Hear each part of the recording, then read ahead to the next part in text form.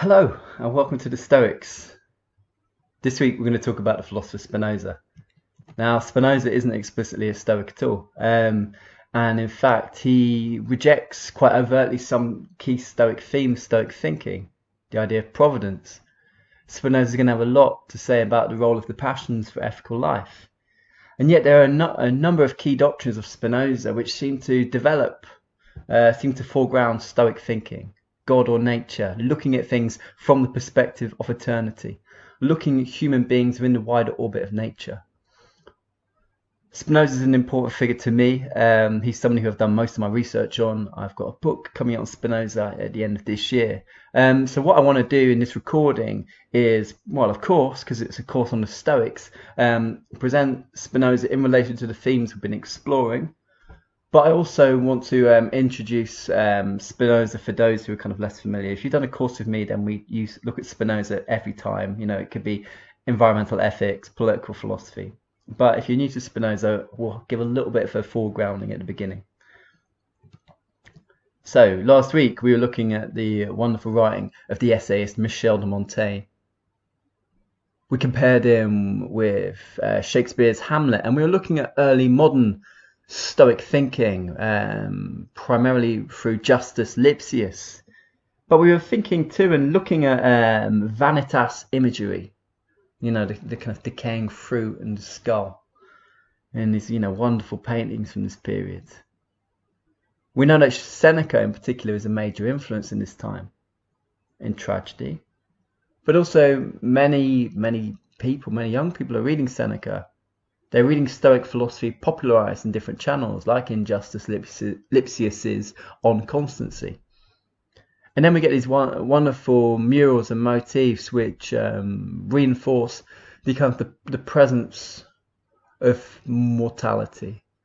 Something that's brooding, something that's melancholic, something that weighs on us. And we saw this with Hamlet last week.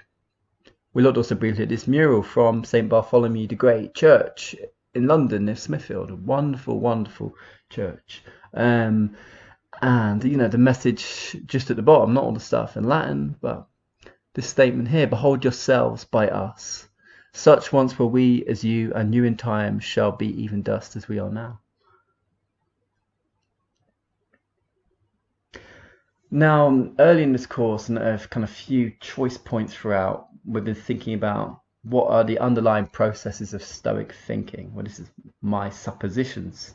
What I wanted to do with these points was to try and helpfully link together what are quite a disparate range of texts on this course. I mean, yes, we had that important stuff on the Greek Stoics, of which not much survives.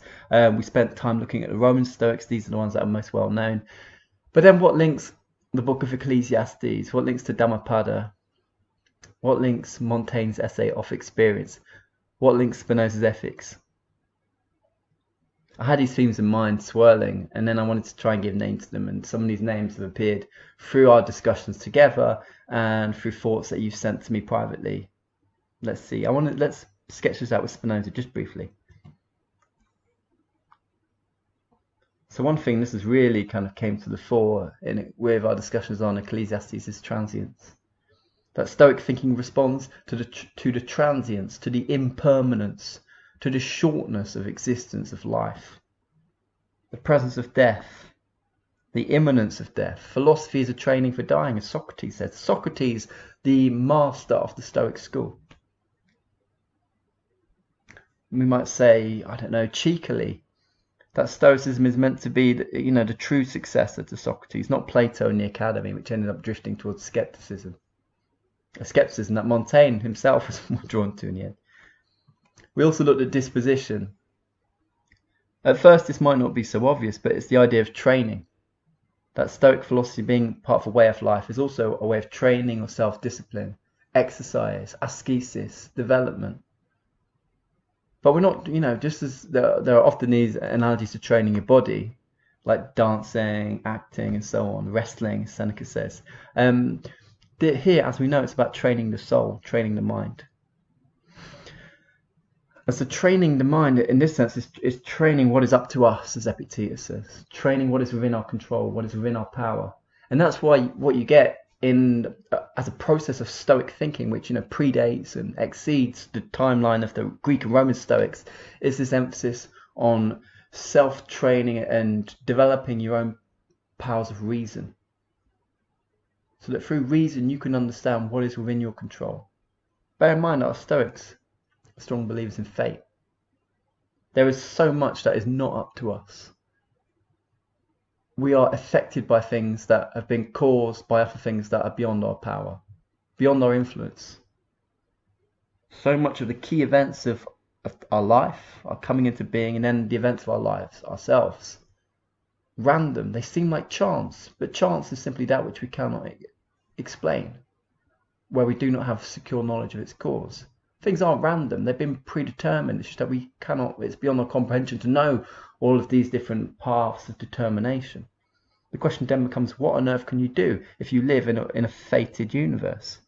And that's been an interesting challenge for us, hasn't it? We explored this a little bit with Chrysippus when we talked about the Dhammapada, and we'll talk about this today with Spinoza. If these guys believe that everything is determined by prior causes, then what is the scope of human freedom?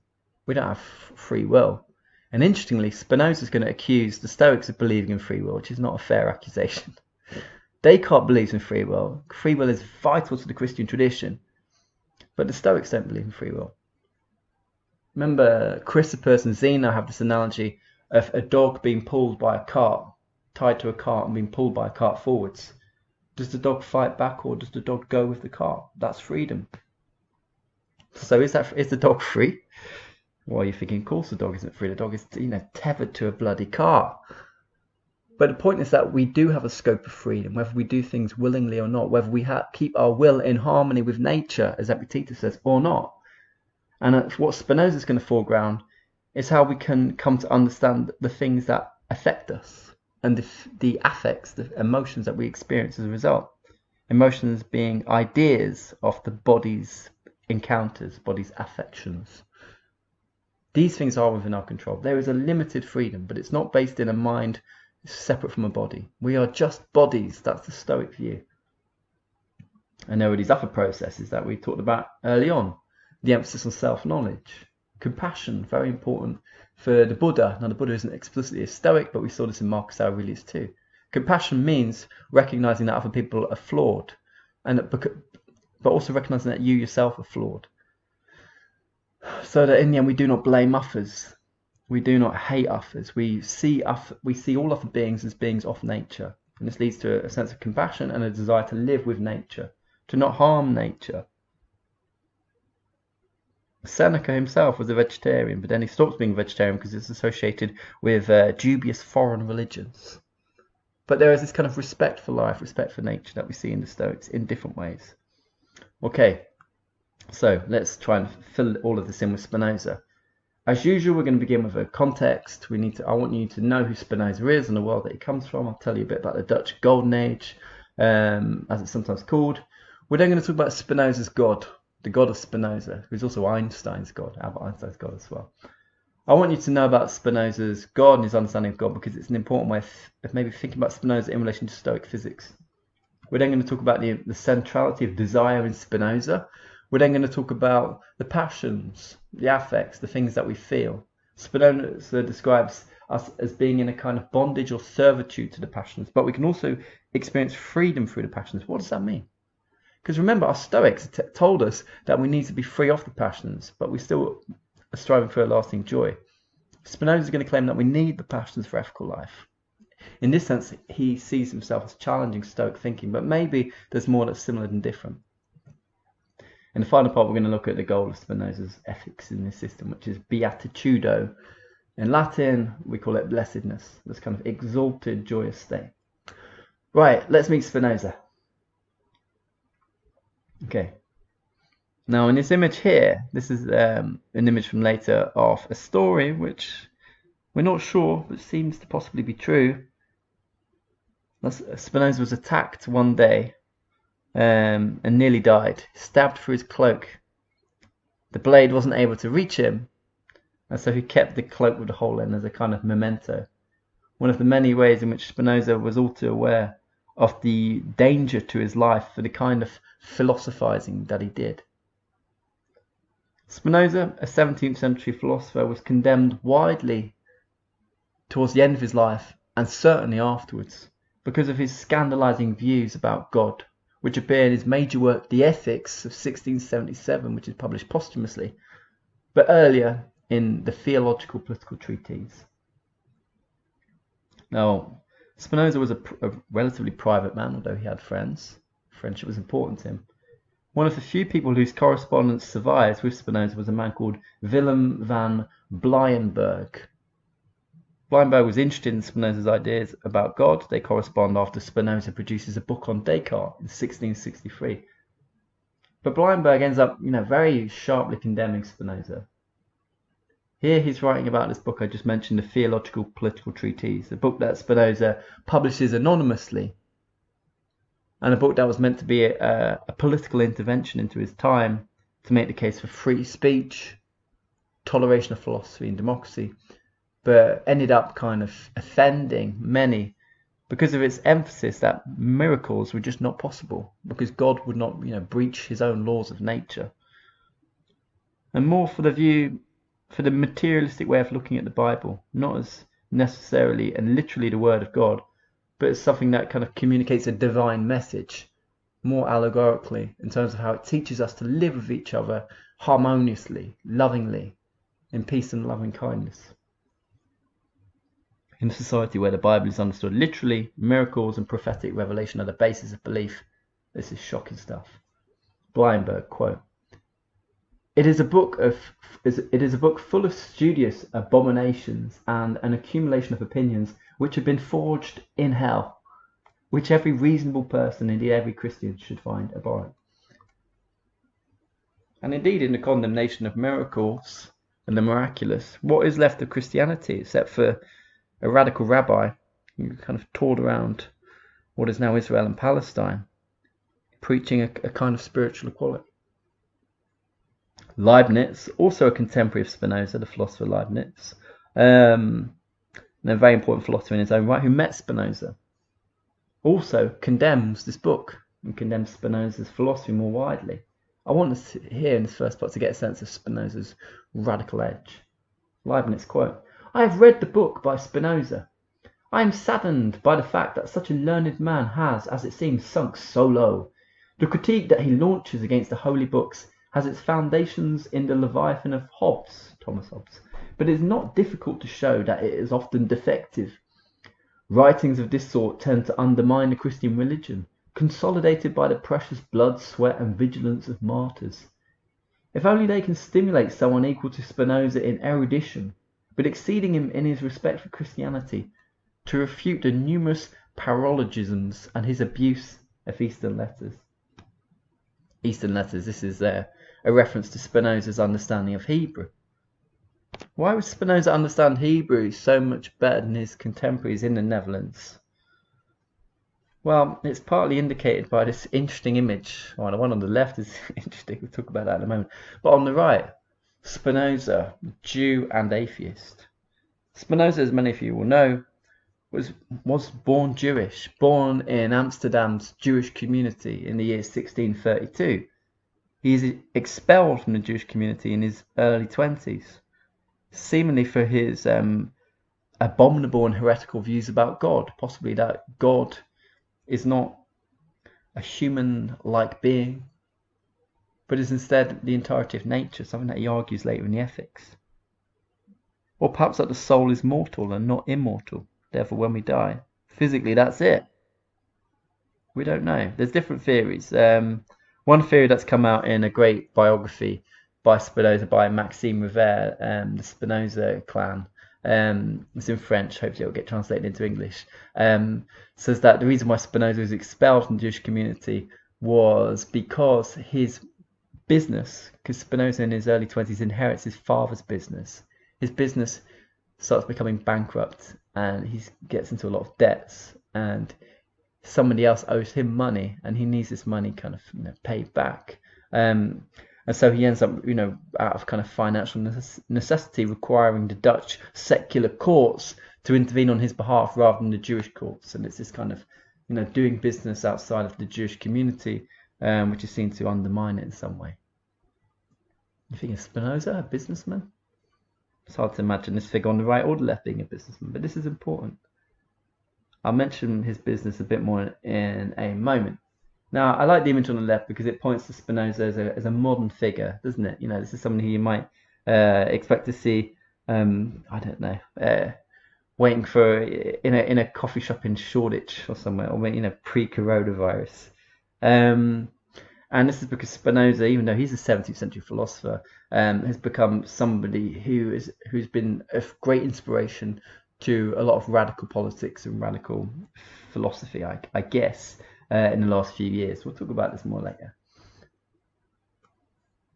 So Spinoza. I know I've been going over quite a lot already. You're probably like, oh, this is a lot if you don't already know. Let's just go over some of the facts. So he's born in 1632. For this period, he doesn't live that long actually. He dies in his mid-40s. He is a lens grinder. He's a lens grinder by day, a philosopher by night. Now, there is a question mark over how much lens grinding was something that really actually made him a lot of money and was like a big occupation of his, and how much it was more out of kind of scientific and philosophical interest. But he grinds lenses. He's involved in this physical activity with his hands. In his own time, he doesn't publish that many books. Only one officially comes out under his own name, and that is a book that he writes explaining Descartes' philosophy in 1663. Again, relatively young at this point. But the TTP, the Theological Political Treatise that I mentioned earlier, ends up being, even though it's published anonymously, it becomes kind of clear that he's being accused of being its author because it has such a scandalizing effect. Not long after it's published, a couple of years after. So he becomes associated with his unconventional views on God, somebody who's a Jew but not a Jew because he's been expelled from the Jewish community. But he does not convert to Christianity either, which might have provided him with enough a kind of secular political protection, but he does not do that. He's offered an academic post, but he turns it down because he's worried that it will compromise his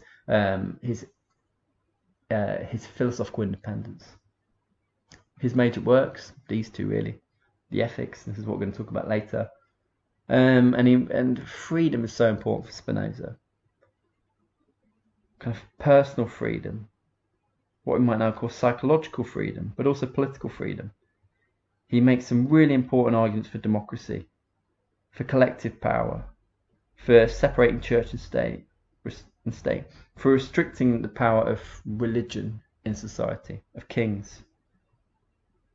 A remarkable philosopher.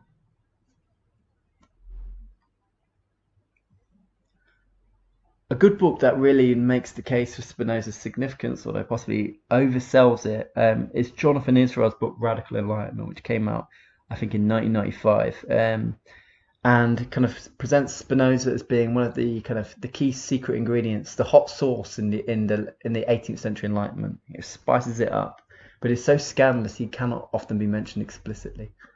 But what we get with the American Revolution and the French Revolution, or the push for kind of rights in different quarters, is something that is a kind of movement that's been informed by Spinoza, by reading Spinoza. Jonathan Israel says, quote, Spinoza then emerged as the supreme philosophical bogeyman of early Enlightenment Europe. Admittedly, historians have rarely emphasized this. It has been much more common and still is to claim that Spinoza was rarely understood and had very little influence.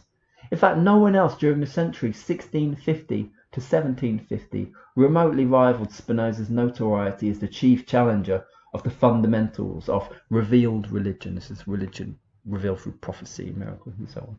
Received ideas, tradition, morality, and what was everywhere regarded in absolutist and non-absolutist states alike as divinely constituted political authority.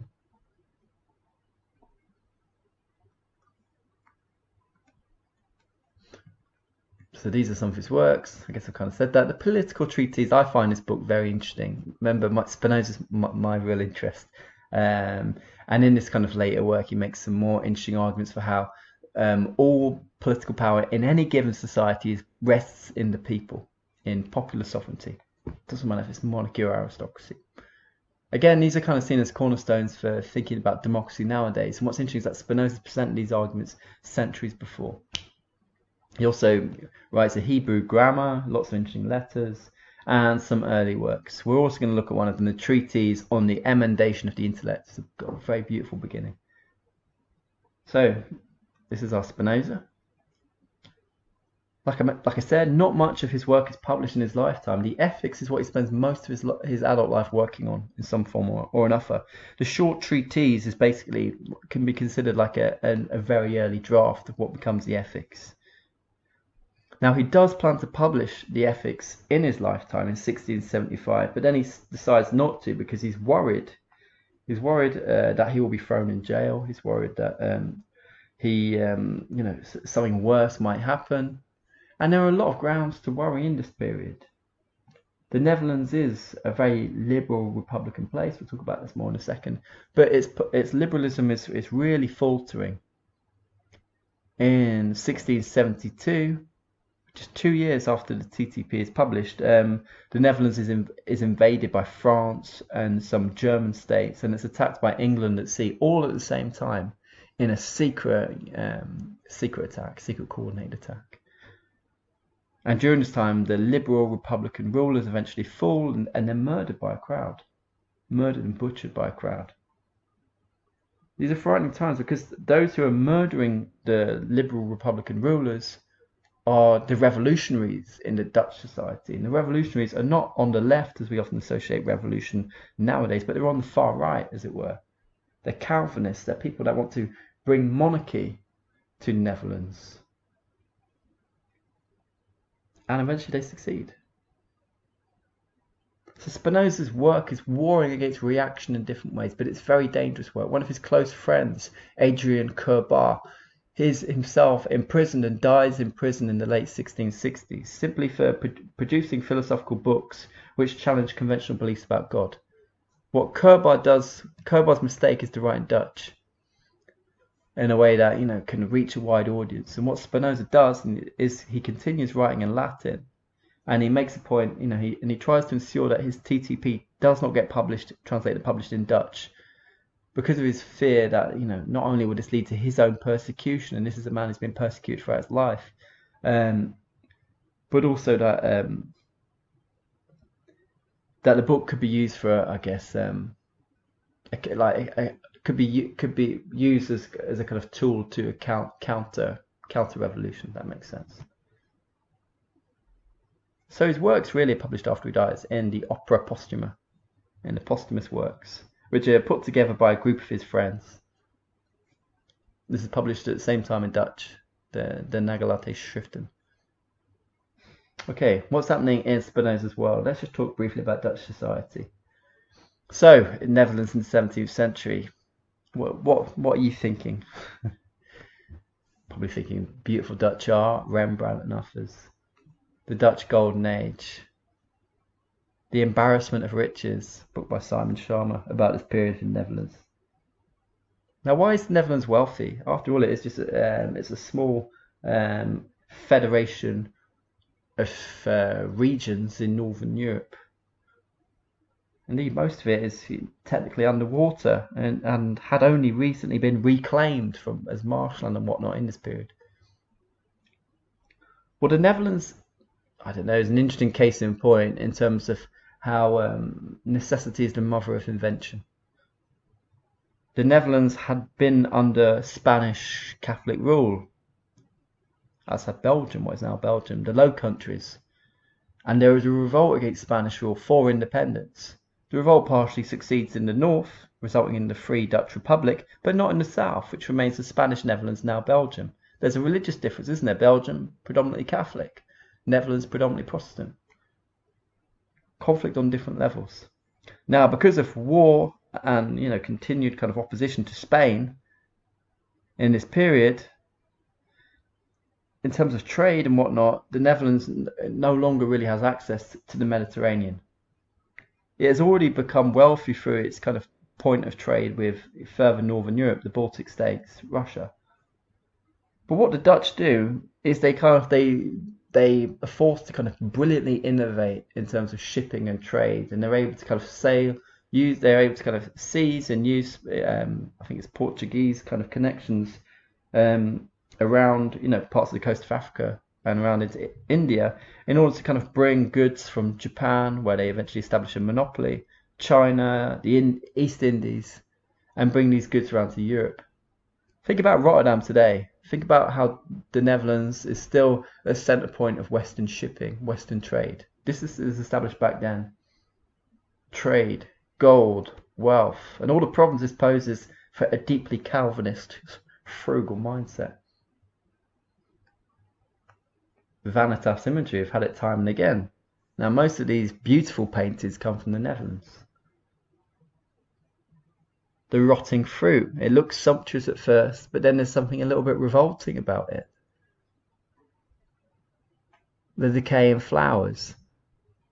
That everything has its season, as Montaigne himself would tell us, and that this season is short. Usually this stuff is portrayed alongside jewellery or sometimes coins. We can see this a little bit here in both. Some of them you get kind of like books of learning, maps, maybe clothing of some kind. But the presence of the skull, mortality. Peter Clyde's Vanitas on the left. The one on the right by Abraham van Byron is called Ostentatious Still Life.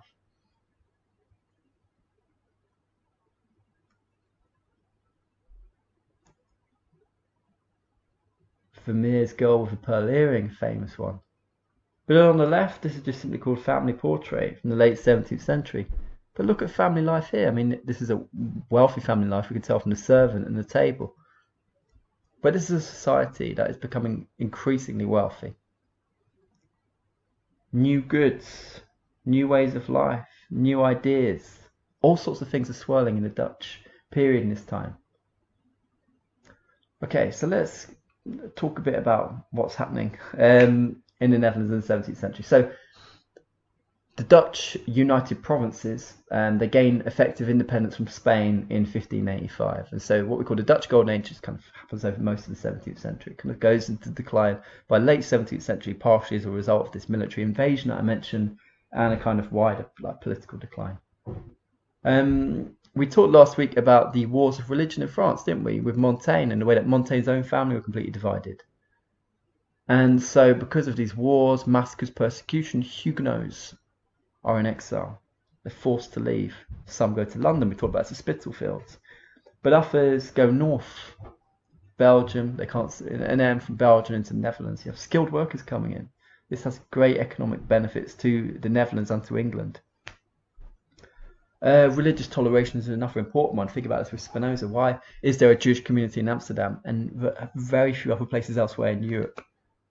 Few places at all. Jewish people have been, have been expelled, persecuted and expelled out of Spain and Portugal in this period. Some have moved to parts of France, but it's not safe. Apart from in Eastern Europe, this is really the only kind of Amsterdam, Antwerp. Amsterdam is one of the few really safe places for Jewish people. Jewish people are still expelled from England in this period. They're allowed to return. Oliver Cromwell allows it, partly through the efforts of Manasseh ben Israel, Spinoza's teacher at his yeshiva. But Jews have been persecuted and kind of violently expelled from England about 400 years before. So you have religious toleration in the Netherlands, and you have a lot of persecuted Jews coming to the Netherlands. Now these Jews are coming from Spain and Portugal. Some of them were forced to convert earlier. Now a lot of Jewish people, as they'd left Spain and Portugal, had also travelled to the New World, South America, Latin America. And so they brought with them a lot of knowledge of sea trade and of trade, and had trading connections in different parts. And this is important because the Jewish community therefore brought with it the Sephardic Jewish community, the Spanish, Portuguese Jewish, heritage Jewish community, brought with it wealth and a lot of understanding connections with sea trade. And this is important. This kind of fits into the milieu of wealth and economic activity that's happening in the Netherlands at this time that Spinoza is also part of.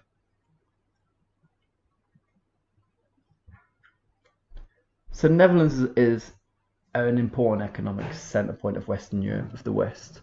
Sea trade. There's also a lot of cloth being manufactured because, if you're going to be trading, you need to have something to sell. And the Dutch are also very good at making light and speedy boats, much better than their European rivals, better than England at this point. And this also gives them an advantage. It means that they're able to kind of ship more cheaply, ship more effectively, ship more quickly, and so forth. These are various images from the Netherlands' connections across the world, the bases that they established in different parts. I mentioned that they had a monopoly with Japan. This gave them the exclusive right to trade with the Japanese that no other European power was granted. Part of this was, the Japanese, like the Chinese, were very suspicious of the Europeans and have been for many centuries, despite, lots of efforts in China, at least by Jesuit missionaries. What maybe makes the Dutch, somewhat appealing, is they seem more trustworthy when it comes to religion, if that makes sense. That the Dutch weren't bringing with them missionaries. That wasn't their mission. And when they were in Japan, they agreed to not have not perform any Christian worship at all. So when they have their own trading base, there's no church. Which, we might think, okay, that's good for business, but this was kind of striking at the time.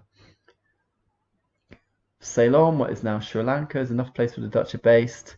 Different parts of what is now Indonesia. So quite a widespread across the world. Even Cape Town, South Africa, is originally a Dutch base, and then the English end up conquering it.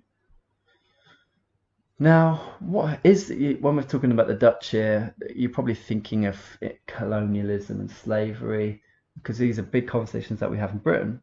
Now, one of the confusions about British history, colonialism and slavery, is who undertook it. There's often this kind of naive view that this was all done under the British flag as part of the British Crown. That is not the case, and that's not the case with the Netherlands either. You mustn't separate capitalism and colonialism.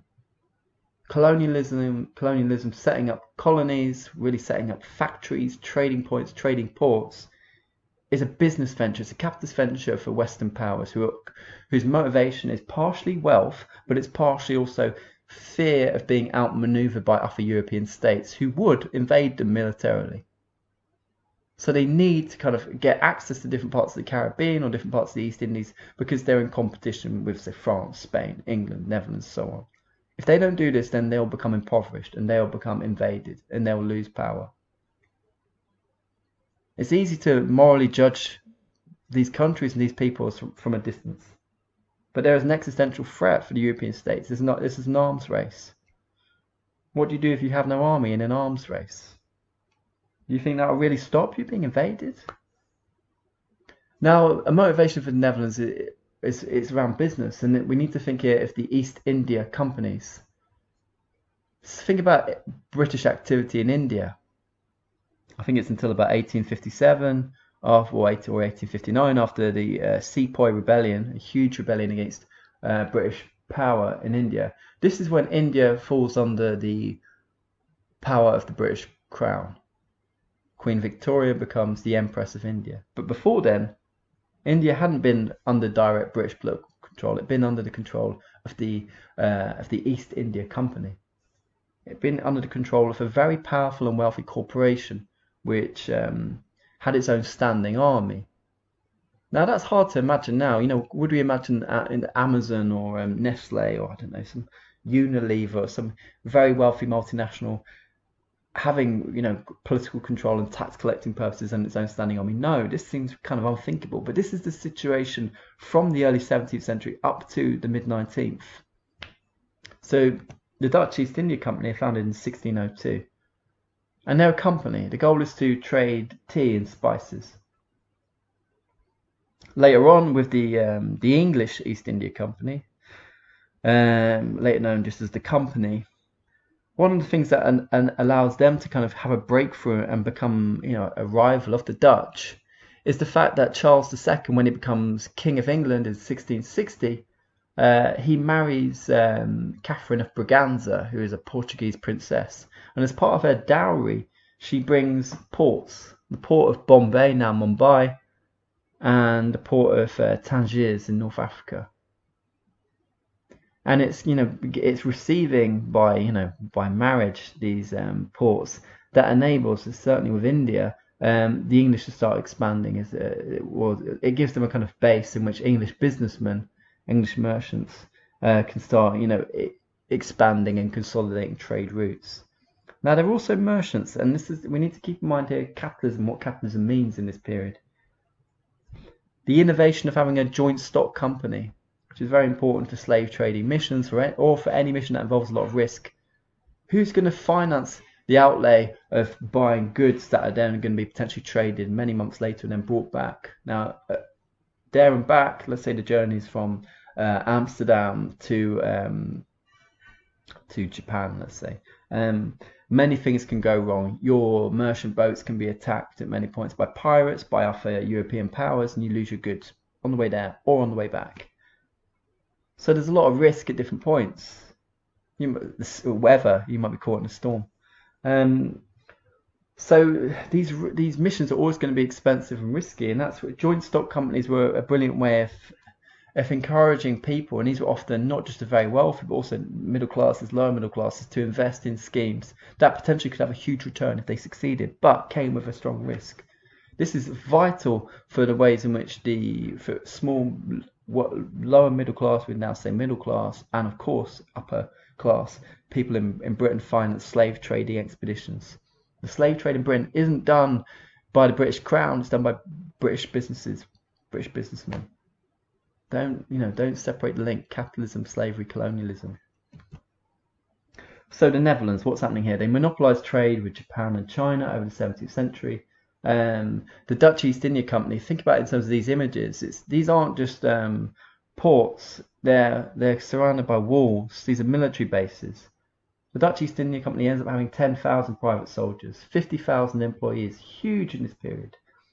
It comes to dominate the slave trade at first. It has colonies on the American East Coast, on the Amazon River, in Brazil, Guyana, Suriname, for a while in Angola, and then this is the Dutch West India Company. There's a West India Company and the East India Company. For about 25 years, the Dutch have quite a large colony in Brazil. They take it from the Portuguese and then they lose it to the Portuguese later. Eventually, wars with England undermine Dutch power, and they lose access to Asian supplies. Now this image here, it's just a painting of some monkeys, isn't it? What's that got to do with anything? Well, it's an allegory, this, to something that you might know in terms of boom and bust.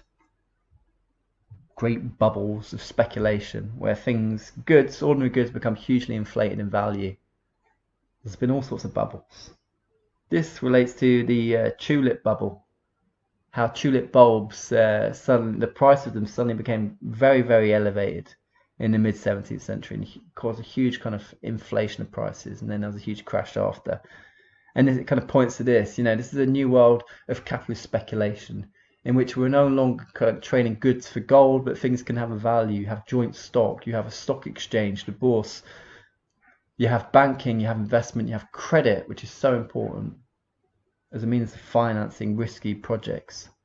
Very important for Dutch expansion and even more important for British expansion later. Now we can see the monkeys here and the gold. The monkeys being this is a fool's kind of this is the folly, I should say, of such speculation that it can all collapse and go bust. And yet for a time, some are eating very well, like the monkeys up on the top left. Anyway, so just as the Golden Age is a Golden Age, because to a degree it's kind of based on part or not altogether on slave labour and such. The Dutch Golden Age is a moment of kind of great economic expansion opportunity. There's also a lot of philosophical toleration too, and this is what I wanted to get to. That this is a very liberal place, the Netherlands, in particular Amsterdam. It's urban, international facing, forward thinking. It's one of the few places where you can really publish stuff much more freely than anywhere else. Thomas Hobbes and others have their books published here. A lot of kind of free thinkers, people that are, thinking independently about God, are able to find refuge and they're able to practice meeting and so on. In the Netherlands, people like the Socinians, the Collegians. Descartes spends a lot of years in the Netherlands. John Locke does. Spinoza's in the right place then for someone who wants to kind of think radically and independently about God, about humanity's place within nature, about God or nature. And some of his friends are also important free thinkers of the day. they're not really household names to us now. Ludwig Mies Luther, Abraham van Berkel translates some of Hobbes' work like the Leviathan into English.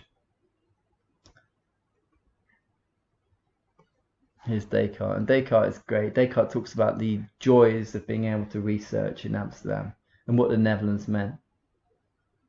And he talks about what it's like to live in a big city and how no one knows who you are. We think about this with London, but this is liberating. Descartes quote, "And where in the midst of the crowd of a great and very busy people who are more concerned with their own affairs than they are curious about those of others, I have been able, without lacking any of the amenities to be found in the most bustling cities, to live as solitary and as withdrawn a life as I could in the remotest deserts." Probably has a bearing on living under a lockdown of coronavirus too. Even Bertrand Russell, in his History of Western Philosophy, talks about the importance of the Netherlands for intellectual activity in the 17th century. He says, quote, "It is impossible to exaggerate the importance of Holland in the 17th century as the one country where there was freedom of speculation.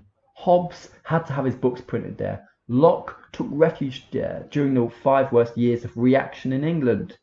Bale, of the dictionary, found it necessary to live there, and Spinoza would hardly have been allowed to do his work in any other country." This is very much true. If you're wondering who is Bale in the dictionary, Pierre Bale writes a dictionary of philosophy, which comes out, I think it's at the very end of the 17th century. It's after Spinoza's death. And it becomes a major way of popularizing the ideas that become associated with the Enlightenment of the following century. Bale writes a really long entry on Spinoza, and Bale condemns Spinoza really, quite bluntly and plainly, but because he spends so much time explaining in order to refute Spinoza's ideas, this is one of the key planks for thinking that Jonathan Israel might be right, that Spinoza did influence the Enlightenment, because lots of people were reading Bale's summaries of other philosophers, and they could read all of Spinoza's radical ideas about God, and then he didn't necessarily have to accept, Bale's kind of, put downs of them towards the end. So this is the period, and the book that we're going to talk about in a moment is the Treatise on the Emendation of the Intellect. So I asked you to have a look at 2 things for this class, and if you're listening or watching this, and you don't know anything about this course, basically there's 2 readings that nourish what I'm trying to explain in this recording. One is the first half of Spinoza's Treatise on the Emendation of the Intellect, and the other is the first half of part 4 of the Ethics. Now, the Treatise on the Emendation of the Intellect it's interesting, it's beautifully written, it's one of his earliest surviving works, and it talks about Spinoza's own motivations for doing philosophy, why he turns to philosophy, why philosophy becomes part of a way of life. And we're going to look at some of these points in a second, because they're an interesting way of thinking about Spinoza's kind of being influenced by Stoic thinking. So what I want you to think about here, if you've read this or if you're going to read this, is what are Spinoza's reasons for turning to philosophy? Why is philosophy going to heal? Think about the way that Epictetus talks about philosophy as a kind of medicine. Well, it comes across very beautifully here, more elegantly than anywhere else in Spinoza's writing, which is much more formal. Although there are these kind of moments of sharp humour in it. Quote, "After experience had taught me the hollowness and futility of everything that is ordinarily encountered in daily life, and I realised that all the things which were the source and object of my anxiety held nothing of good or evil in themselves, save insofar as the mind was influenced by them, I resolved at length to inquire whether there existed a true good, one which was capable of communicating itself, and could alone affect the mind to the exclusion of all else. Whether, in fact, there was something whose discovery and acquisition would afford me a continuous and supreme joy to all eternity." Now, it's this kind of wonderful statement of turning to the philosophical life, of turning to philosophy to experience a higher form of existence, the life of the mind, of seeking a true and perfect good. Now, I want you to think here if there are some links with some of the visions, the intoxication of nature that we've had in our Stoic thinkers so far. I think there is. Decided that, beneath transience, beneath all things under the sun, wisdom, reason is able to recognize something beyond that. Nature that has an underlying harmony to it. Yes, it's defined by change, flux, becoming, pneuma, kind of creative fire. But there is this nature can be understood by our minds, by reason, and through this we can understand our own place. Through that we can understand the true and perfect good, a knowledge that outlives our own bodies. Now, once we recognize this with our minds are able to kind of see it and develop an understanding of nature that is wholly up to us, as Epictetus would say. And that means a turning away from all the things that are not up to us. So Spinoza later on rejects a life devoted to making money or honour or sensual pleasure. Again, Spinoza might have had a taste of this. I talked earlier about Jewish connections with the New World. And Spinoza's father has a business that trades like dried fruit and other things. I think with the Canary Islands and from there to the New World. And this business really kind of collapses because the Netherlands has a war with England in the 1660s. They have a lot of wars with England at this time. They usually take place at sea, so shipping is badly affected. And so because ships aren't able to get through, they're being, captured and expropriated by the English. All the kind of cargoes and the money that's involved with them is lost. Spinoza's father dies in the 16. This would be in the 1650s. Spinoza's father dies, and then Spinoza inherits all these debts, and this is this is the problem. But before the wars, before the debts, there was a time where Spinoza would have been making some money through this business. So maybe wealth would have been something that would have been open to him. But instead he makes a point of turning away from these things. Think about Marcus and the way that he turns away from what's around him. He looks at food just in terms of bones and stuff. He looks at his own body as this kind of skin, rotting skin. Instead there's a turn to the life of the mind. But also what you get later in this reading, which you will see when you look at it, is this kind of sense that philosophy needs to be of advantage to society and others. When we come to understand the true and lasting good, we're going to want to share this and teach this with others. That was something that's so important to the Buddha. I guess it reflects the disposition of compassion, of care, of wanting to improve society with this knowledge. But at the same time, because this is a work called Treatise on the Emendation, amending our intellect, it involves changing our thinking, examining our thinking, cross-examining, interrogating. And this is really important. This is such a Stoic way of thinking, isn't it? To train and exercise your mind, the ascesis. And this is exactly what Spinoza is proposing to do with his own mind. He's going to explore, examine, assess critically his own ways of thinking. And he tries to do this in the book, but he doesn't quite finish. And then the ethics is really where it takes place.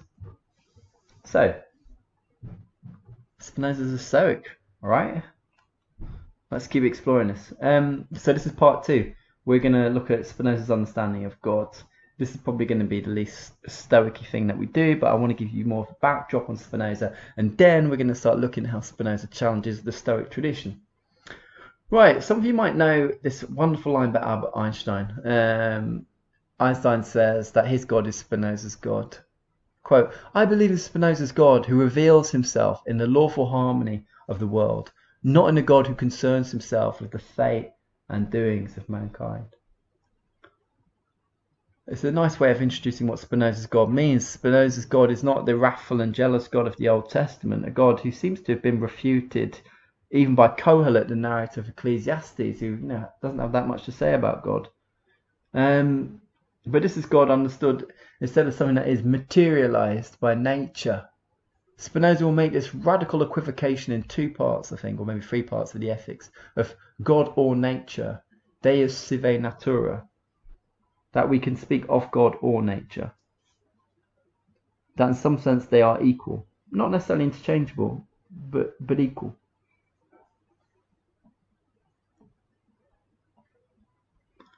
Now let's talk about the Ethics, where this view is really set out. So the ethics, Spinoza spends most of his life working on this work. It comes in 5 parts. And the ethics reflects the fullest achievements of Spinoza's thinking. It's published posthumously in 1677, but it's probably finished in 1675 because he talks in a letter about trying to get it published then. It's written in Latin, and if you can read Latin, or you might be able to just guess that it's on the title just to write ethics, demonstrated in geometrical order. So this is demonstrating an ethics like a statement of how we should live geometrically, mathematically, in the manner of Euclid, which itself is a really radical and unusual way of doing this. No one's really done this since. But the reason why Spinoza wants to do this in order to kind of present something that is incontrovertible. And it's written in 5 parts, and 5 parts cover everything that is possibly important. God, the nature of the mind, the nature of our affects, how we might be in servitude to our affects, and then what human freedom consists of, which is in the power of our mind, potentia intellectus. I'm going to see it more closely here. So the ethics, it's a brilliant and important book, and I can't do it justice here. I'm just going to quickly go over some of its key arguments. I'm going to do this really briefly. I'm just going to tell you these arguments, and then if they're not familiar to you, I suggest you look them up. So one of the key things that the ethics does is it develops a position of substance monism. Monism, oneism, rather than dualism, twoism. Spinoza says there is one substance, not two. Now, what does that mean, and why is that so important? Well, the prevailing view in Christianity and in Descartes is that there are at least 2 substances. There is mind and there is body. Descartes has a third substance, which is God. That body and mind are made of 2 completely different things. Body is made of matter, it's physically extended. Mind is soul. It exists in a completely different, realm. It is immaterial. And then there's all those difficult questions of how does the soul interact with the body. And Descartes, came up with lots of confusing explanations, which was deemed to be unsatisfactory in his own time, certainly later. Spinoza says there's only one substance. It's only one thing. There can't be more than one thing, because if there was 2 things, then one would limit the other, and then that's not possible because everything has ultimately one foundation. But Spinoza does believe that substance takes the forms of physical things, extension, bodies, but also mental things, ideas. But he says that these are not 2 separate substances, they're just 2 attributes or 2 forms that the one thing takes. So we can understand everything in terms of bodies through our physical senses, but we can understand things in terms of ideas by using our minds. As I mentioned, I'll talk about this in a second.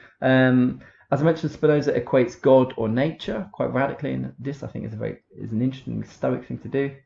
Spinoza says that God is immanent and not transcendent. Immanent, not like urgent, but immanent means kind of within.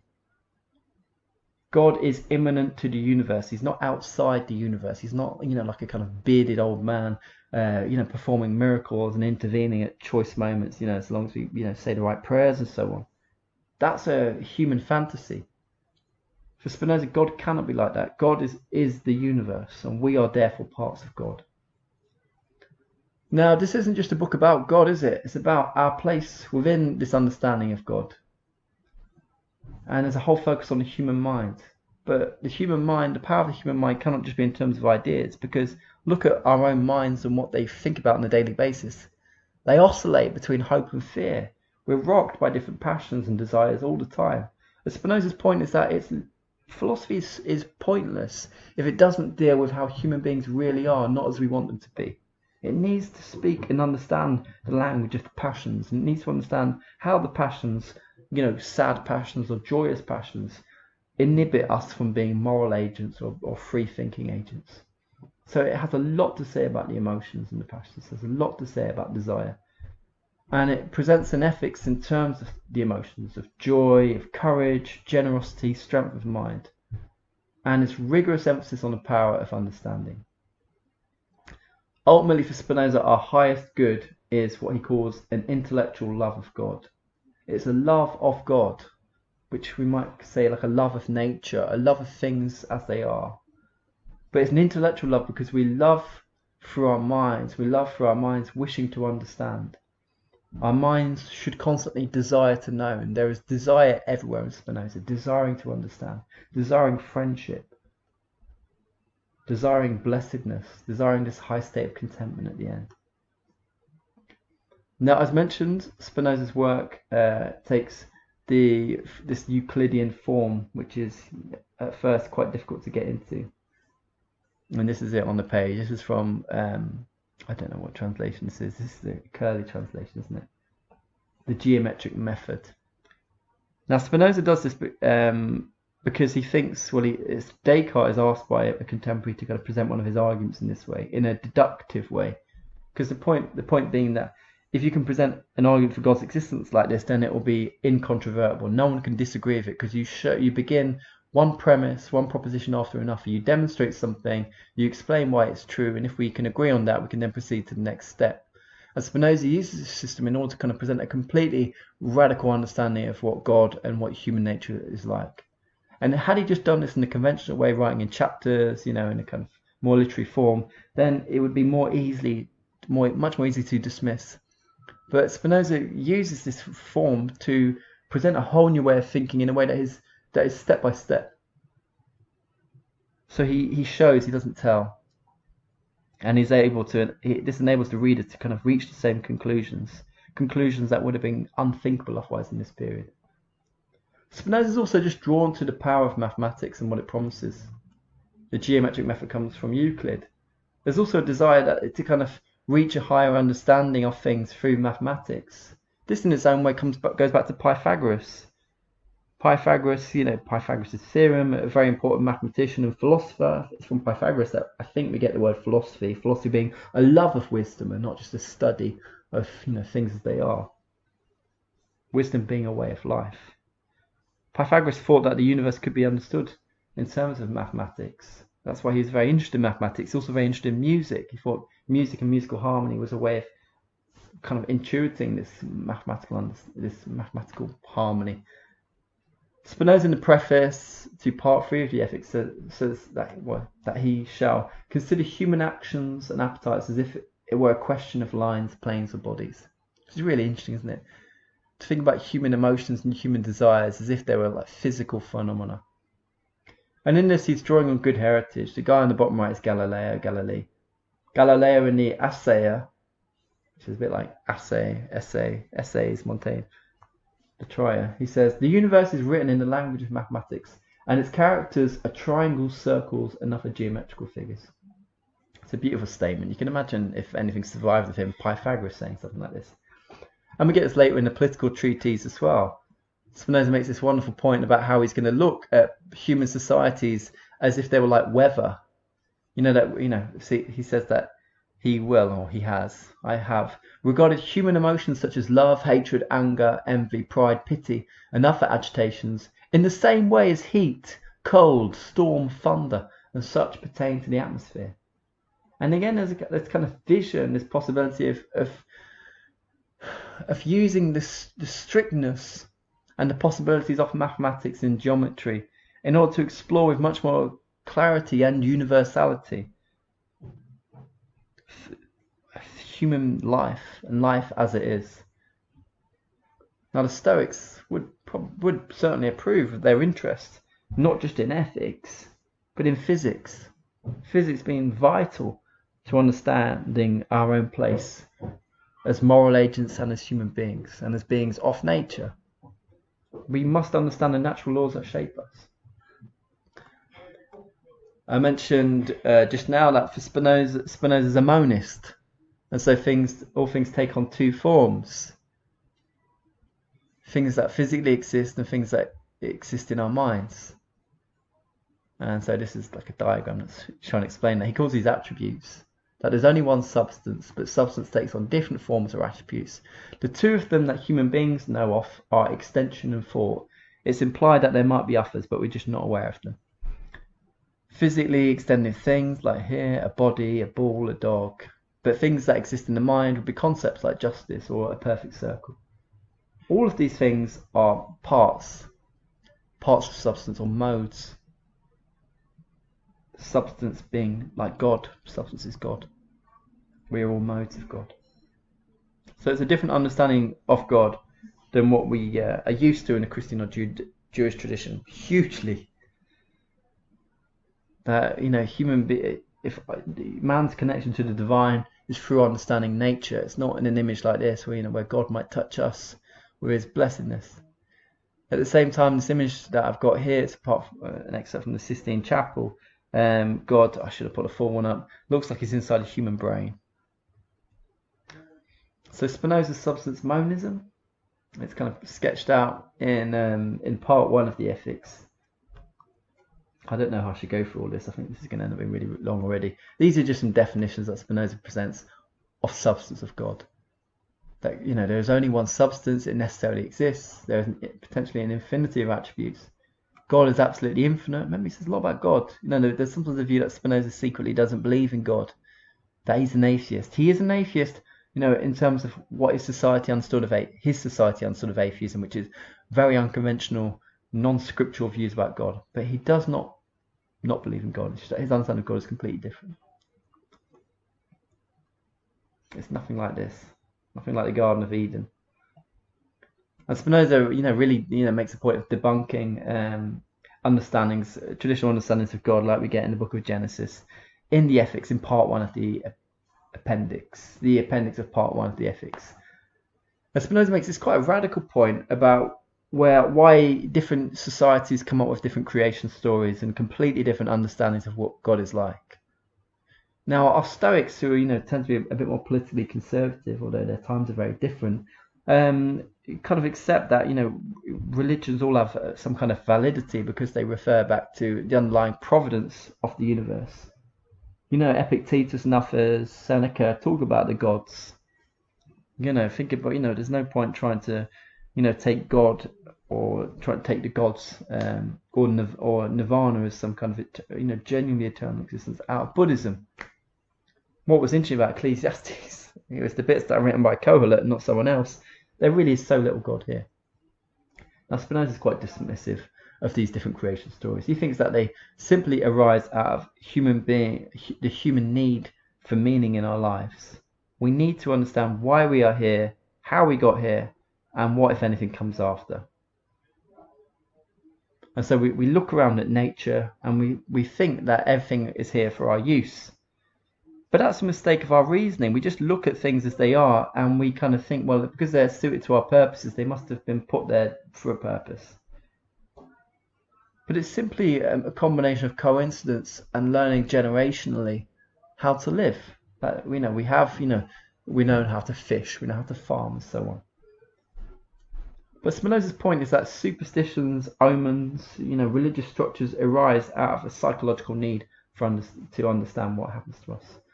Spinoza says in this appendix, quote, "All men are born ignorant of the causes of things, that they all have a desire to seek their own advantage, a desire of which they are conscious.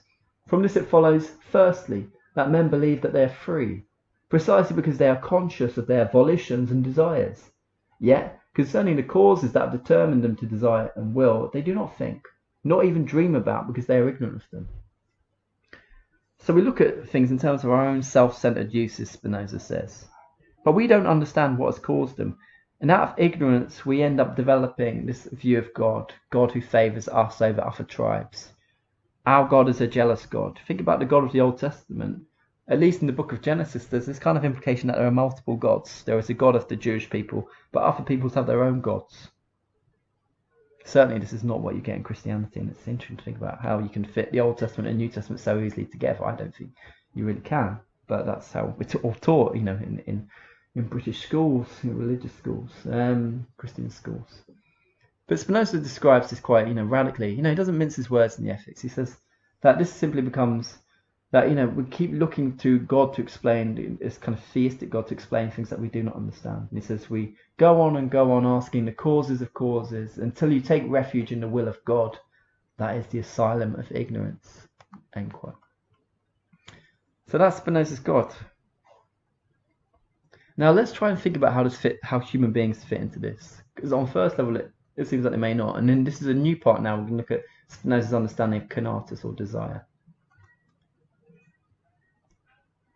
Now, on one level, especially when we think about part one of the ethics, there's a very cosmic view of life in its totality.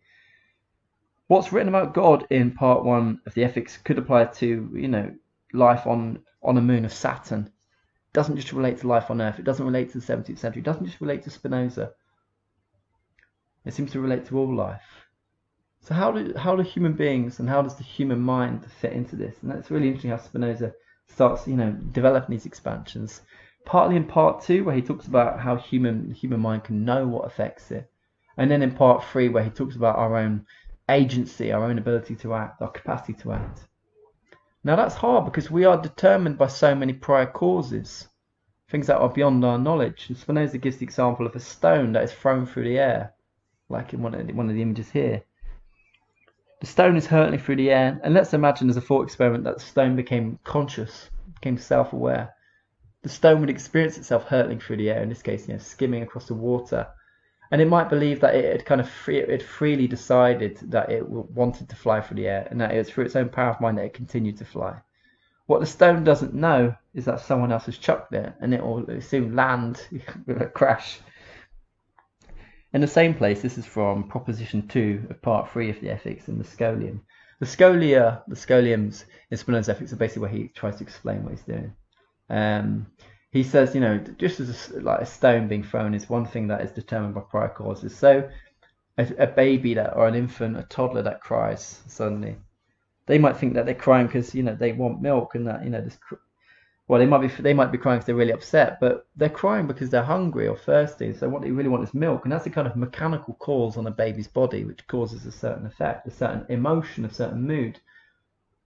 What we think and what we feel, we think that we're always consciously responsible for, but we're not. That's Spinoza's point.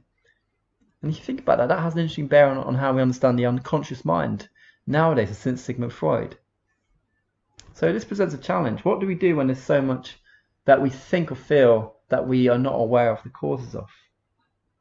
Now this completely goes against the traditional understanding of free will. Free will is so important for Christianity, making a choice, deciding. That involves everything that we think or feel being transparent and available to our own minds. But that's not possible. Spinoza says that we think we act with free will, but this cannot be the case. We cannot simply choose one day to just stop smoking. That's that there. It doesn't just come from the mind alone. It has to involve the body. It has to involve a lot of emotional motivations and desires, fear of something, a wish for something else. That will compel us to change our behaviour. It can't be mind alone. It has to be mind and body together, because for Spinoza, we are mind and body. Our being in substance takes two forms, two attributes: extension and mind. We are a mind and a body. We're not just a soul, we're a mind. And in fact, we shouldn't think of soul at all. We should think of ourselves as a mind that emerges from the complexity of the body, and a body that we understand as a singular thing from the complexity of the mind. Now, all of this is tricky because if we're going to do this work, we need to understand what we are by nature. We need to understand that by nature, we have a basic definition, we're undercut by a basic striving to exist. Now, what Spinoza is doing is overthrowing this traditional view of man's place in nature as being, kind of God's appointee on earth. We were kind of created by God, and the animals are all our companions and under us.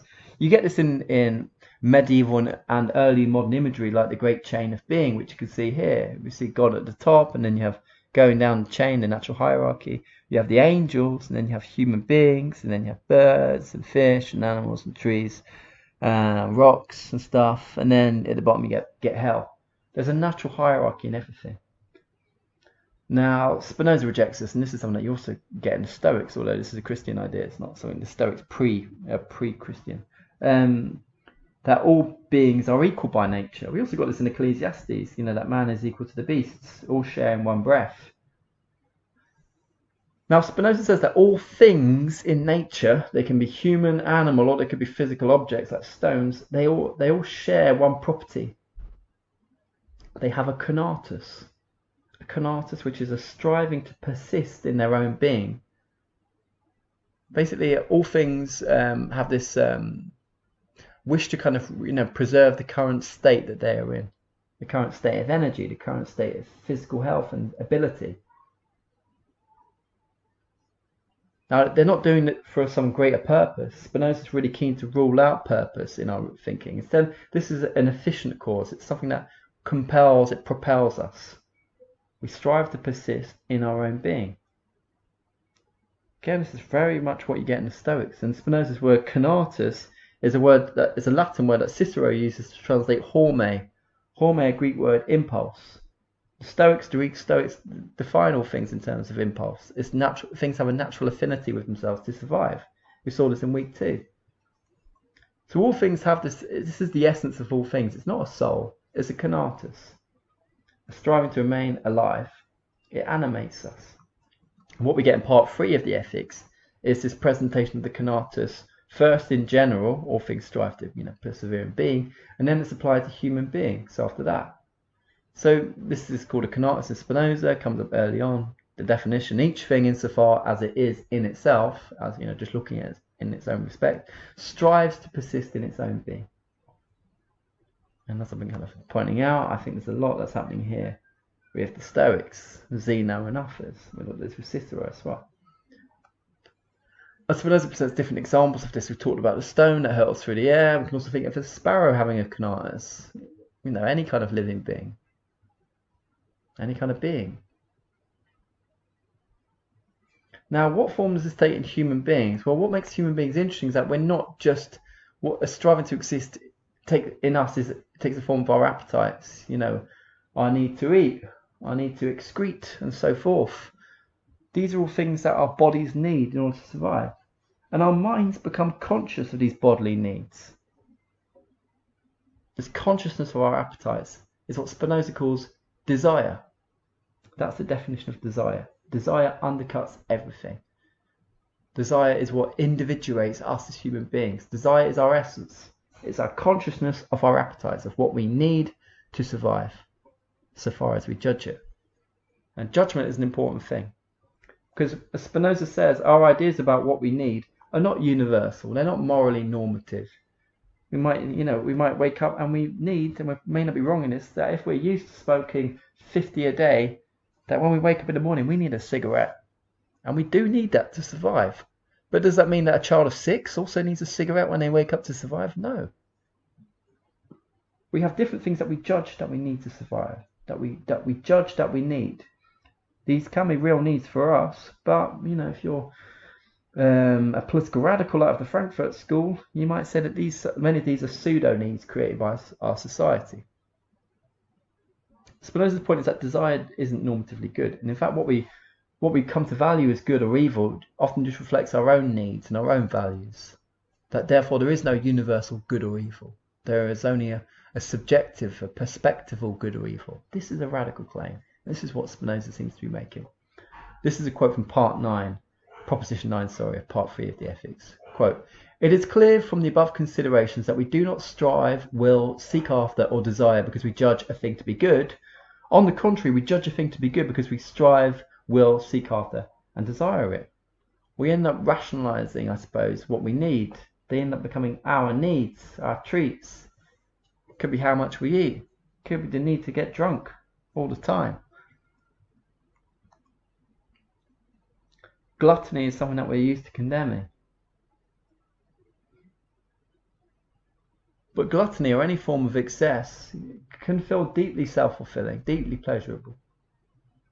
It isn't, what Spinoza will come to say, and you'll see this when you look at part 4 of the Ethics, is that there can be things that can be universally determined as bad for human beings, and these are things that harm our capacity to act. They harm our power.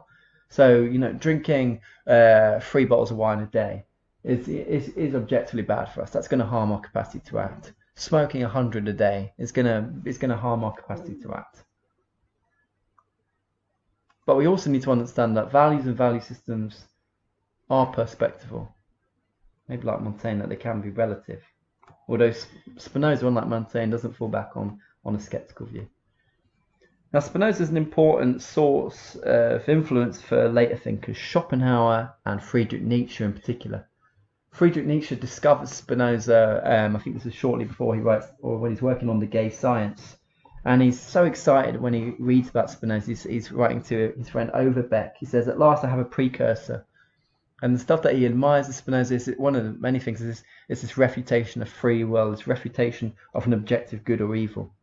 But if you know Schopenhauer and if you know Nietzsche or Freud too, one of the things that underlines their view of existence, of what we are, is will, is desire. Will for Schopenhauer, will to power for Nietzsche, libido for Freud. Think about Spinoza. What does it all come back to for Spinoza? It's desire, it's kanatas. Desire is everywhere. Desire underlines everything. Desire can be a good thing and a bad thing for us, but desire is always the fact. Okay, let's talk about the affects. So in part 3 and part 4 of the Ethics, which seems to be the part that Spinoza worked on most towards the end of his life, he presents the psychology. He's partly influenced by Descartes. Descartes has his correspondence with Princess Elizabeth called On the Passions of the Soul, and they're talking about the different emotions and what they mean. And, this ends up taking on the form of a taxonomy, like a catalogue of the different emotions and their different definitions. This isn't part of the reading that I set you, but if you do look at part 3 and 4, you'll see that this takes up a lot of it. What is the precise definition of a certain emotion? Spinoza's psychology hinges on the emotions, and these are usually translated as the affects, although if you read a different translation, not the one that's set you, but the one by Samuel Shirley, which is much more readable, he calls them the emotions, I think. Now, we call them the affects because there's something different going off with affects. I'll put up some definitions in front of you now.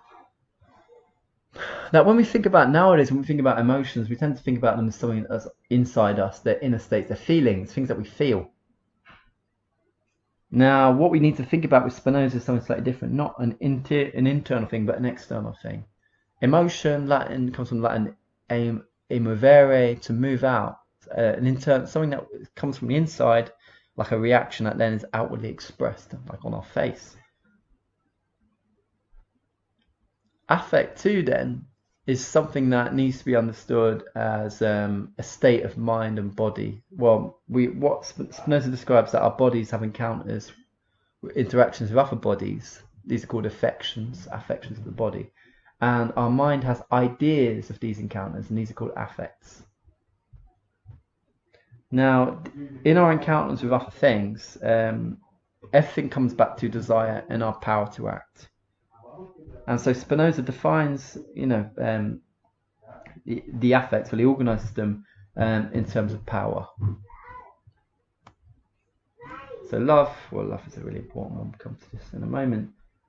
Spinoza says that our emotions take the form of 3 different categories, our affects. I'll use the term affect from now on. They can either be affects of joy, affects of sadness, or affects of desire. Now, joy and sadness are kind of slightly easier to understand, so let me explain these. So we don't just feel affects randomly.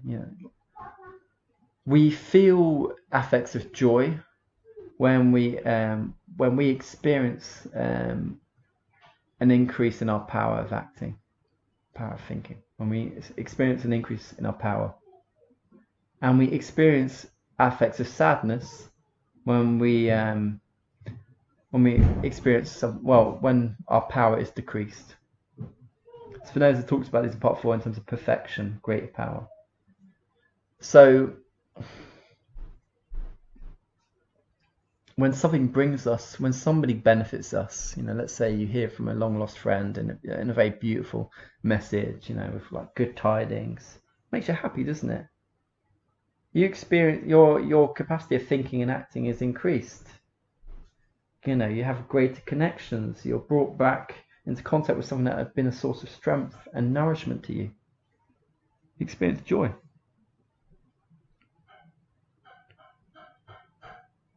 Likewise, we have some unusual pains in our stomach over a matter of weeks and months, and we kind of ignore them, but they get worse and worse and worse. And then we go to a doctor because a relative tells us to, because they're worried about us. And then the doctor takes us to the hospital, and then we wait for tests. Fear. Fear, our power of acting is decreased. We don't know what could happen. Could this be the sign of something much worse? Spinoza organises our affects into these categories. But Spinoza, unlike a lot of our Stoics, doesn't want to dwell on the negative. Doesn't want to dwell on death. He wants to focus on life. And so he talks a lot about love. Remember the intellectual love of God. This is so important for Spinoza. Love really matters. Love, Spinoza defines as joy accompanied by the idea of an external cause. So Romeo thinks of Juliet and vice versa. They experience joy and they think of an image, a person. Hatred is the opposite. Sadness with the idea of an external cause.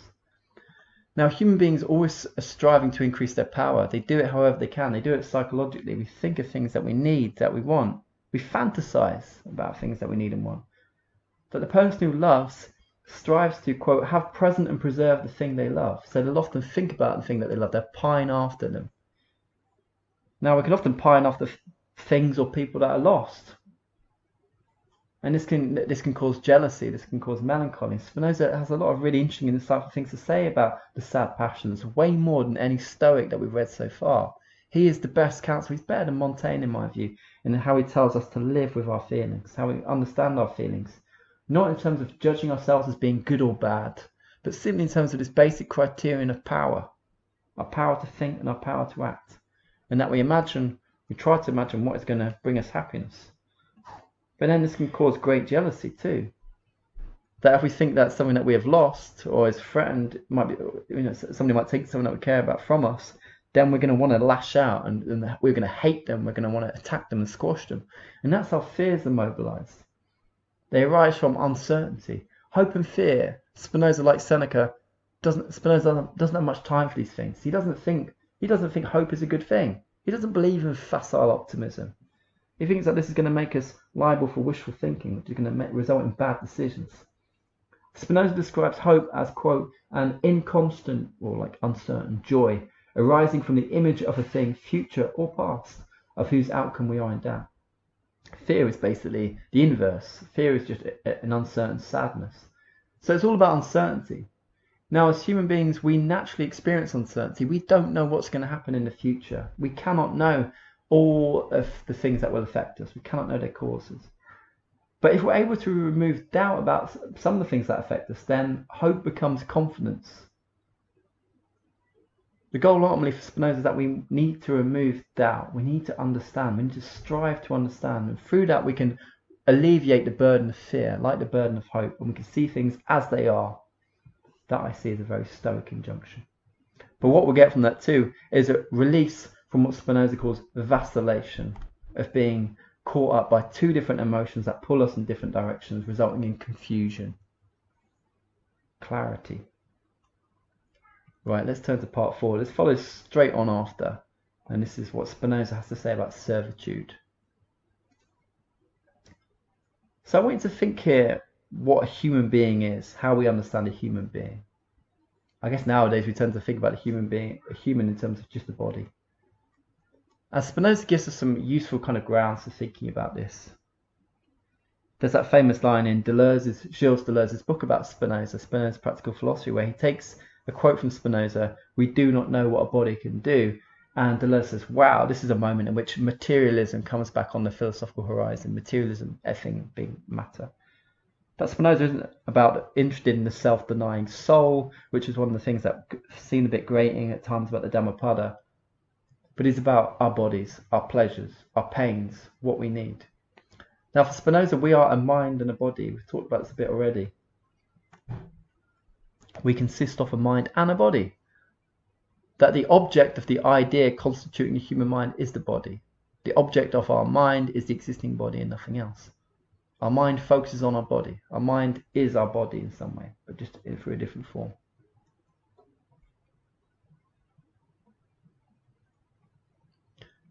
So there's something radical here, I guess. Wonderful here. To look at ourselves as we are, not as we would like them to be. So we're made up of a mind and a body. We're made up of a striving to persevering being.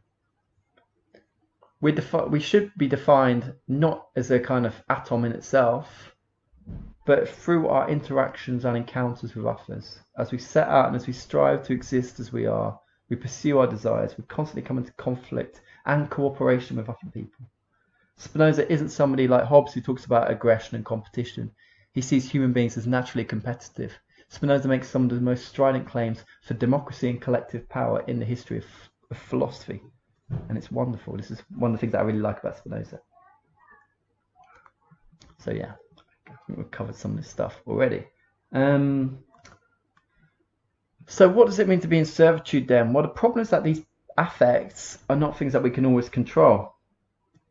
We often, we're aware of what we should do. We know we might smoke 20 a day and we know that we should probably stop smoking, but we can't help but want to smoke or need to smoke. And this is what Spinoza calls servitude. Servitudo in Latin. It's usually translated as bondage, but I prefer servitude. If you want to go further, you can call it slavery. And this is from the preface of part 4, which is part of what I asked you to read. Man's lack of power to moderate and restrain the affects I call servitude. For the man who is subject to affects is under the control not of himself but of fortune, in whose power he so greatly is that often though he sees the better for himself, he is still forced to follow the worse. There's something interesting going off here in seeing the better and pursuing the worse. This goes back to that statement early on in the Book of Ecclesiastes, that he who increases knowledge increases sorrow. That sometimes knowledge doesn't benefit us. It makes us sad because we become more conscious of our lack of power, or more conscious of how deficient the world is in some way. Now, it's an interesting challenge for Spinoza. In Greek, the word is akrasia, of vacillation, of knowing how we should live or not knowing what we should do. Remember, that's so important for the Stoics in terms of a way of life, but not being able to follow through, not being able to live up to it. That's what the training for the Stoics is meant to kind of help us do better, I guess. Spinoza is very interested in that. He thinks that the Stoics dismiss the passions way too quickly. You can't, if you want to be able to act and not just kind of not act, then you need to harness the passions. You need to harness fear. You need to harness love. You cannot dispense with these things. You need to put them at the center of your ethical thinking. Now, Spinoza says in this preface to part 4 that good and bad are just modes of thinking, that they're produced by subjective comparison. But he also wants us to think about everything in terms of human power, perfection or reality. That the goal of this here is to increase our capacity to act. And we need to think about what would make us more powerful. Sometimes Spinoza says we need to think about something else that is more powerful than us and think about its qualities. I don't know, a tiger is the best image. But Spinoza at the end of this will talk about a free man, which is very much like the Stoic idea of the sage or the wise man, an exemplar, like a moral example that we can imagine who's much better than us, and we can use this to think about how we can improve our own abilities. Spinoza describes virtue, remember virtue is so important to the Stoics, as the very essence or nature of man. So there isn't something that's normative there. It's about looking at things as we are. Everything ultimately comes down to our power of acting. So this is an ethics of our capacity to act. So what's happening over part 4 of the ethics? Well, there's a lot of discussion about how we use the affects to increase our capacity to act, how we understand their power, how we realize that they are usually focused much more on the present than on the past or on the future. They're much more immediate. And what we do with this. Now, in order to do this well, we need to understand what human beings are by nature. And we are basically dwarfed by the power of nature. Most of the time, we're not active. We're not in control or able to execute or deliver all the things that we wish to do or that affect us. We're usually passive. Things are happening to us and we're reacting to them. We're we're dancing to the beat of someone else's tune. Now, all things are governed by the law of self-preservation, and as beings in nature, we are always we are necessarily passive to the much greater power of things that affect us in nature, and that means that we're subject to the passions that we experience, that we therefore cannot help but feeling anger or hatred or so on, because lots of things are happening to us all the time that we're not in control of. So to kind of like renounce hatred or renounce anger is impossible. That's not possible for human beings. We're always going to experience the passive affects. The question is how we can reduce their power over us, over our power of thinking. So this leads to this kind of journey for Spinoza about what makes emotions weaker or stronger. And then that leads to this whole interest about things that are more present and close to us, things that are more necessary rather than more removed. And Spinoza makes a very interesting point that we cannot conquer hate by reason. We can only conquer one emotion by another emotion. That we have basically this kind of thermodynamic, power within us, and there are forces affecting us, and we need to kind of organize our own power and our own being in order to kind of resist them, to kind of pursue different directions. And in that sense, fear can be really important for Spinoza's project, I guess. And fear, we might see that as important for us. Fear, stops us from doing things that could be really dangerous. And so Spinoza's kind of wrestling with this issue in Ecclesiastes if ignorance is bliss. And he says that this ultimately is nonsense. And actually, Kohelet says that this is nonsense too. He says that knowledge brings sorrow in one point, but in many other points he says that wisdom always brings joy, and that it's better to understand things under the sun. So Spinoza kind of says in part 4, I do not say these things in order to infer that ignorance is preferable to knowledge. Rather, it is necessary to know both the power of our nature and its lack of power, so that we can determine what reason can and cannot do in moderating the affects. So it's not about this.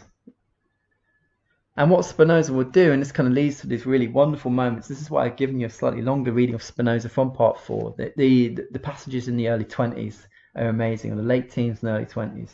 This is where Spinoza starts presenting the dictates of reason. And this is where we can begin to use our reason to understand, yes, the affects that affect us and influence us and control us in different ways, but how we can gain a sense of power and agency out of them. And there's some wonderful remarks about this that Spinoza makes. Proposition 18 is an important one. Maybe we'll end up focusing on this when we meet and discuss this.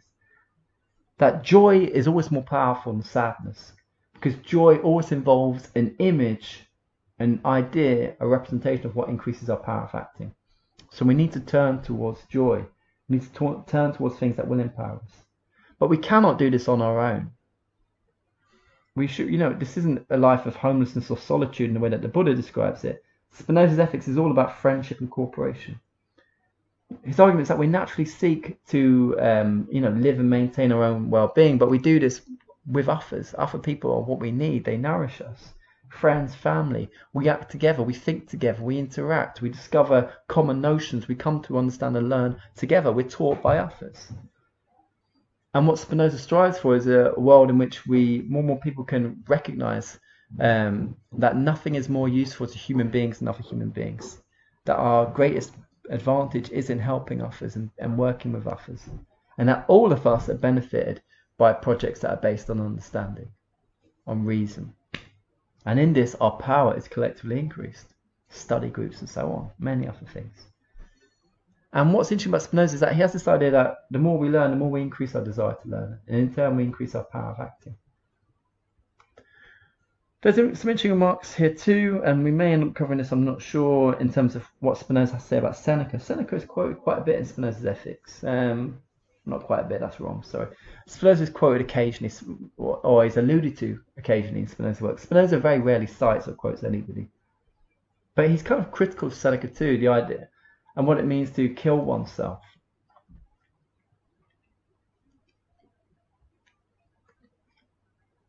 That basically somebody who takes their own life is kind of forced by adversity to choose a lesser evil to avoid a greater. I'm now wondering why I put this here. Maybe it's the reference to Seneca. It doesn't really fit with what I'm talking about, does it? Sorry. All right, let's talk a bit about the guidance of reading. Then we're going to start rounding up. We're going to talk about blessedness, then we'll start rounding up. So what's all this knowledge supposed to get us to? Well, we get this later on in part 4. If you can read all of part 4, that this knowledge is going to benefit us. Proposition 27. The mind has certainty of things only insofar as it has adequate ideas or insofar as it reasons. So there is the possibility of certainty, of a kind of certain knowledge, through this active process of reasoning. Now, what do we need to have knowledge of? Well, knowledge of God. But this isn't God of the Bible, this is God of nature, of natural science. from Proposition 28. Quote, knowledge of God is the mind's greatest good. Its greatest virtue is to know good. But then we get this emphasis in other parts on finding things that agree with our nature. Friends, loved ones. Nothing can be good except insofar as it agrees with our nature. So the more a thing agrees with our nature, the more useful it is to us, and vice versa.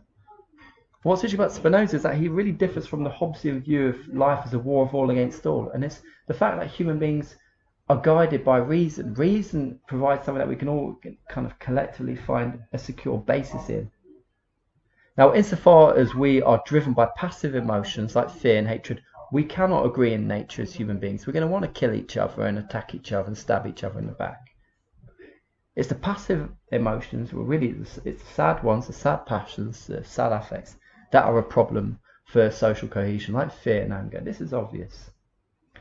Now, Spinoza's emphasis, and you don't get this in Montaigne, you get this in Spinoza, this is why I love Spinoza, is that it's going to be through the guidance of reason, through education, through learning, through a culture that values free and open spirited intellectual exchange, that we're going to have a basis for collective agreement. Spinoza says that insofar as men live under the guidance of reason, to that extent only do they always necessarily agree in nature. This Proposition 35, part 4 is an important one. And this is what, and then later in Proposition 37 too, he starts talking about democracy and so forth. In 35 he says, it is when every man is most devoted to seeking his own advantage that men are of most advantage to one another. Now that seems, for our kind of miserable era, seeking our own advantage, it comes at the expense of others, isn't it? We think of material gain or what we now call egotism. But Spinoza doesn't mean that at all. Genuinely seeking your own advantage is through developing your powers of understanding. And by doing this, you're going to be useful to your neighbours, your friends, your family, because you're going to have a better understanding of what happens in the world. You're going to be less prone to anger, fear and hatred, which has a negative effect on others. You're going to be a better friend. You're going to be more compassionate, more engaged in other people's lives. You're going to be more loving, because love and desire is at the centre of this. Right, let's talk about blessedness, the goal, the free man. Another beautiful image of Spinoza with the Ouroboros on the top left. So the free man comes up at the end of part 4, and this is a figure who's very much like the Stoic sage, a kind of an ideal figure, not necessarily a human figure, because the free man has a kind of perfect understanding. The free man lives for life and not for death. The free man values friendship. They're not a hermit like as the Buddha visions. You might want to think a friendship organization is like an orchestra producing a beautiful sound collectively, although made up of different parts, different abilities, different personalities. For Spinoza, philosophy cannot be this kind of brooding melancholy about the imminence of death. Now in this, he is challenging early modern Stoicism. It's about life. Proposition 67 of part 4, quote, the free man thinks of nothing less than death, and his wisdom is a meditation on life, not on death. So the free man is a useful way of thinking about the Stoic sage for Spinoza. There's a lot of commonalities here, isn't there? That freedom is in living with reason, living in accordance with reason, living and understanding nature, having our will in harmony with nature. The more we understand nature, the more we are less driven by our passions. We'll experience a kind of a state of joy, a blessedness. We're no longer going to blindly hate or blindly love, or Spinoza means this is more like lust. We're going to love and value many things. We're going to recognize our place in nature and in society, and we're going to seek benefits for others and ourselves. We're going to see ourselves and others as part of as parts of a wider collective whole. We're going to desire common universal goods. And all of this is going to mean that we're going to be driven not by hope or fear, but by the understanding to look at things from the perspective of eternity, from the wider arc of eternity, which is a term that we could imagine getting straight out of Marcus, subspecie aeternitatis. So this argument that Spinoza is very much influenced by the Stoics comes up in a couple of different places. These are two useful books to think about. And what are the arguments for thinking of Spinoza as a Stoic? Well, one of them is this idea that human beings are just parts of a wider whole of nature. Spinoza takes the deterministic view that everything is driven by prior causes, and his ethics is striving to eliminate painful emotions, apatheia, the Stoics would call it, and to live in accordance with reason. All sounds good. There is a love of God within a unified, harmonious nature that is intelligible to human reason. That all sounds quite Stoic, doesn't it? So why might Spinoza not be Stoic? Okay, yeah, these things. Well, I don't know really. No, I do know. This is an image of Spinoza at the Hague. Well, we've talked about this, haven't we? Spinoza rejects these human-like gods that Epictetus and Seneca saw. He doesn't believe in providence. He doesn't believe that all things act with a purpose. Things have got causes, but it doesn't mean they act in terms of purpose. He doesn't think that we should have a life without the passions. The free man lives a very joyous life. The free man desires. The free man loves. But Spinoza also seems to kind of condemn the Stoics in other ways. He's unsure about this. He's unsure about this kind of view that the passions would be dependent entirely on our will. That we could kind of will to not feel, or vice versa. Will to feel. But Spinoza, like Montaigne, even if he kind of sees his project as somewhat distant from the Stoics, is seen by his contemporaries as a Stoic. Leibniz calls him the initiator of a cult of the new Stoics, being a new Stoic. And it's kind of largely for this kind of deterministic view of what we are, as well as the kind of rejection of Christian God and morality. And hopefully through this you've seen quite a few resonances. Another beautiful statue of Spinoza. This is in Amsterdam. Okay, so let's see what we make of all of this. So we're going to meet on Monday, and this is what we're going to talk about. What characterizes Spinoza's style and approach? This will be just a nice way to talk about our understandings of Spinoza. We're then going to talk about the affects. What is the significance of the affects to ethical life? I want you to think about part 4 here. Actually, part of question 1 relates to the treatise on the Emendation of the Intellect, which is definitely I want you to read. And then, how does Spinoza fit into the Stoic tradition that we're sketching out here? Should he be considered a Stoic, as people like John Miller, Furman, Deborah Bander claim, or not? Okay. Next week, Camus. So I gave you all a poll where we were kind of voting for weeks that could appear on our course, because I was going to have Omar Khayyam's The Rubaiyat, and I decided to change it because it's too Epicurean and I couldn't fit it in. So what got the popular vote was Camus and the absurd. So we're going to look at some of the challenges facing Stoic thinking. We're going to look at the myth of Sisyphus, and its exploration of how the universe is indifferent to us. Being indifferent is quite a Stoic term, isn't it? Nature doesn't care about human beings.